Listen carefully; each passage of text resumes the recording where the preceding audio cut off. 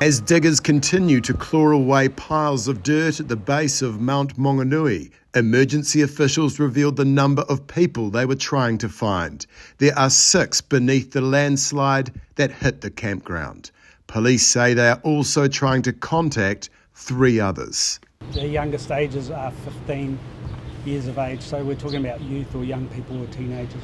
Is it just one teenager or there are others? 2. Are they from the same family? Oh, look, I can't go into any more detail than that today. New Zealand is full of grief today, and what has happened here is an absolute tragedy. It's getting those trapped out that remains the priority, although Police Commissioner Richard Chambers says reuniting families with the missing won't be swift. It could be days, of course it could be, and we appreciate that everybody is anxious and waiting for their loved ones. It is a complex scene, it's a large scene. As I've said, it's still unstable. We have to be very careful. We don't want to add to the tragedy. So it could take time. We have to be really cautious.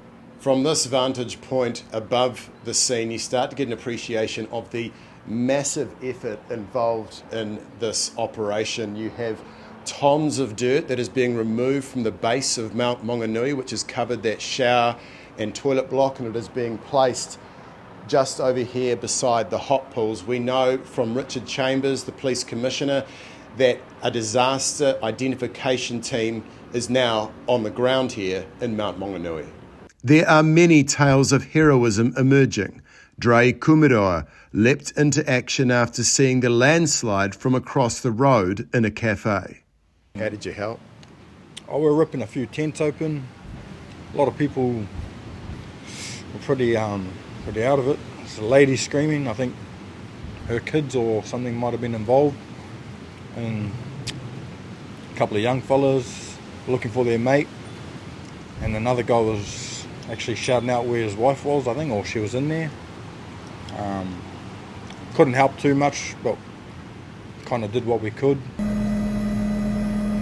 But amid this disaster, there are many questions, including from Karen Henga, who left the campsite with her son before the landslide hit. I feel really sad and really upset for the families directly involved. I can't even describe how awful it must feel for them.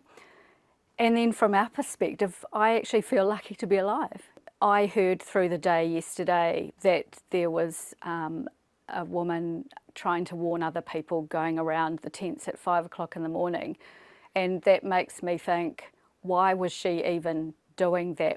Where were the campground staff? Where were the council? Where was anybody to warn us that we needed to get out of there?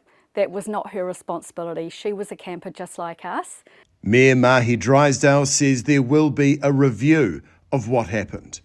I sympathise that there's plenty of questions, and I sympathise that those questions are legitimate and those questions need to be answered.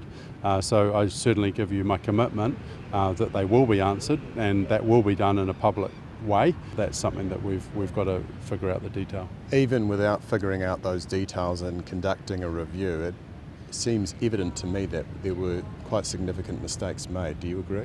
No, I wouldn't go down that track. I don't have all the facts in front of me. Local Colin McGonigal, who went for a walk around the campsite and base of the mount, said water and muddy debris was flowing down the hill hours before the bank gave way.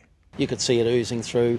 To the right there was a little mini waterfall through there, lots of other streams, lots of other water coming through the embankment. He fears a father and teenage daughter he spoke to while at the campground, who was staying in this tent at the base of the mountain, may have perished. If they didn't move from there, they are.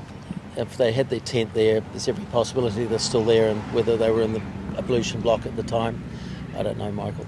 He left the site thinking it was unusual no formal evacuation was ordered, only to return to the scene when he heard emergency sirens blaring from his home. The lasting memory I'll have, as I said to somebody else, was that there's a gentleman walked out with a couple of policemen when I was standing on the corner further later on, and he'd obviously been told the news that he had children caught, and he was bowing his head and just leaning into the Mount Hotpool wall and just, this isn't happening. Not those words, but you could just see that, and I thought, he's lost somebody, he loves us in that rubble. And that's probably the lasting moment I'll have, is seeing him and that hopelessness and despair. A sentiment likely shared by all those families who continue to wait in the hope of being reunited with their loved ones. For the New Zealand Herald, Michael Morrow.